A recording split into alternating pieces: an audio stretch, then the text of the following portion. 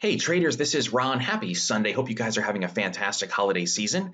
As always, everything in this presentation is for educational purposes only. We'll kick off here with a daily chart of the S&P 500, the SPY. This is TradeStation's brokerage count. If we go ahead and we zoom in, we can see we did close up on Friday. Again, new all-time closing highs. If we go to a weekly chart, now every candle is 1 week's worth of data. We closed in the upper end of that range. The bulls are in control of dailies and weeklies, whether it's the spiders, the diamonds, the Qs. Overall, from a seasonality perspective, the market is sort of a little choppy into year end, little up, little down, no major bias either way. But once January comes, the bulls have taken a little 2-week siesta, they've re-energized, and it's usually takeoff time. Even last year, when the market was crashing into December, which was right here, this is a weekly chart. Look at that crash, then the subsequent rip. If I go to a daily chart of the S&P and I zoom out, here was the December crash, and now we're up here, and here was the rip. So usually once January comes, the bulls reignite themselves, if you will, and this is why I'm going to do this one more time. I held an event on Friday. We maxed out. In fact, I'll even show you. Some folks wrote in saying, do you really max out your events? We use Zoom. There's 500 attendees. That's all it can take. I allow for some over registration just because some folks can't attend, etc. You need to register ASAP for this next event because we're going to hit max attendance and I don't know how many more I'm going to do. So this is going to be your second chance event to see the top 10 stocks. I'm going to focus on the new year.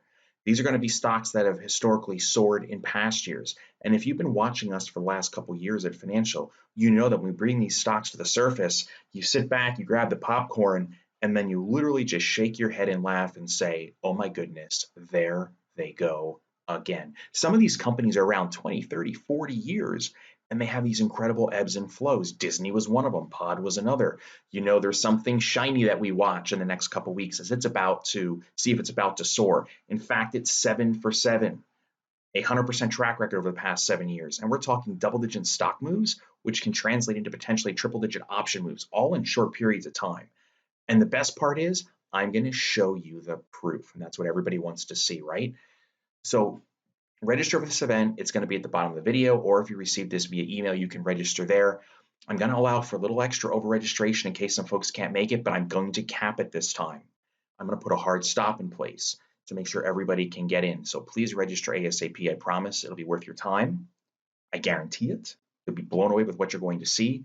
And within the first 5 minutes of going live, I'll show you the hottest stocks for the weeks ahead, not on guessing, but cold, hard facts. And there's nothing better than facts. All right, let's get back to the market. Let's take a peek at the diamonds. I sort of let the cat out of the bag, if you will. The diamonds closed up again on Friday. Their daily chart here looks great. If we go to the weekly chart, they're looking good too. If we go Qs, 3 Qs on the weekly, almost at the top of the week's highs. We go to a daily, the daily of the Qs. You'll also see that they closed up near the top end of their range as well. So bulls have the edge. Here's the IWM. High wave doji on Friday. Again, let's just do daily chart. You can see if we go weekly, they're still completing a little bit of a breakout. So right now on the weekly level, the Russell target is still up there in the upper or 172s, I should say, low 170s. And here's the thing. If money's starting to rotate around and the small caps start running higher and outpacing the S&P on the way up and the Qs and the diamonds, this is just the next bullish log thrown on the fire. The fact that the IWM, the small caps are breaking out, it's bullish for the broad market. All right, let's go back to a daily chart. Let's take a look at $VIX.X. The VIX is now back below 13, 12.63. We had our breakout. It was a 2-day one-hit wonder, and then we're right back down. We even had a bounce, and we rolled right back over. This is bullish for the overall broad market. We take a look at the semis. What did they do on a daily chart? They broke out on Thursday, a little pullback Friday. If we go to a weekly chart of the semis, look at that. That's a strong close for the week up at the top end of that range. Let's go back to a daily chart. How about the banks? XLF. Big move Thursday, high wave doji Friday. Am I concerned by high wave dojis after we just had a big surge? No, there needs to be continuation. So as we look at this 20-day EMA, again, daily chart, if we get below here, the red line, that's the first sign that there's trouble in paradise. Doesn't matter we're looking at the banking ETF. We could be looking at anything. Could be Apple, could be S&P, whatever it is. First sign of trouble. And you saw it here, but we ended up finishing way off the lows. The next day, right back above, all things are good again. So if we get below the red line, if there is some selling that comes in this week, that's where you will hear me say, okay, some caution. I can tell you how the playbook's going to be. And then we start getting below the red line on a closing basis, then we're going to come down and watch the 50-day. We break that, then the tune turns to, hey, things aren't looking so good for the bulls right now. In fact, the bears are starting to win. We look at the discretionary. Here's XLP ETF, bullish engulfing over, frankly, the past 4 or 5 days, a week's worth of data. This here on the daily chart is also still looking good. Volume was also good on the daily chart. I did have a question about Apple again. Let's actually go to a weekly chart of Apple because I want to show you something on weeklies versus dailies. And once we took out the previous highs that occurred back in October on a weekly basis, we just pounded through there. When you get stocks that break out, ETF stock doesn't matter, and volume is anywhere near to average, which it was on that breakout, basically it's full steam ahead. And look what happened. Apple's gone from that breakout candle that week. We closed at 236.21. Let's just say 236. Now we're at 275. It's almost 40 straight points up on a weekly basis. Now, if I were to go to a daily chart, you would see just a little more chop. Here we broke out the beginning of October, right in here. There were rallies to the 20-day, bounced. Got below the 20-day once and right back above it. And the question sort of comes around, how can we use weeklies and dailies to be helpful or to confirm? Here's what I do. If I see my stock on a daily chart getting below the red line, the 20-day EMA, on the daily, which is day-to-day action, it gives me pause. I instantly go to the weekly and say, okay, how is my weekly chart looking? Oh my gosh, we're all the way up here. The 20 period moving average is all the way down here.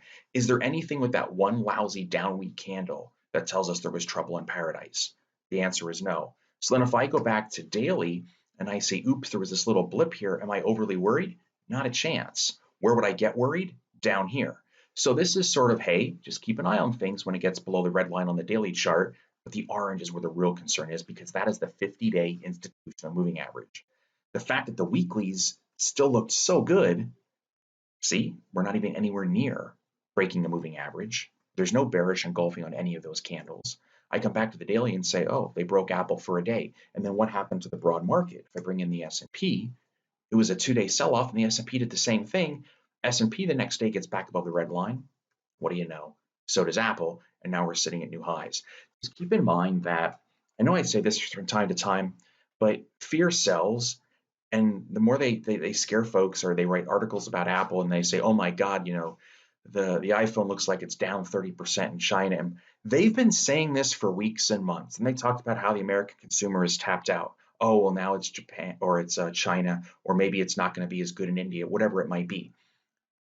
It gets clicks, it gets eyeballs, and it's just their opinion. And then what happens? Apple just keeps going and going and going. And then you think back to when Buffett bought Apple in the 90s. I think it was back in here when it was disclosed.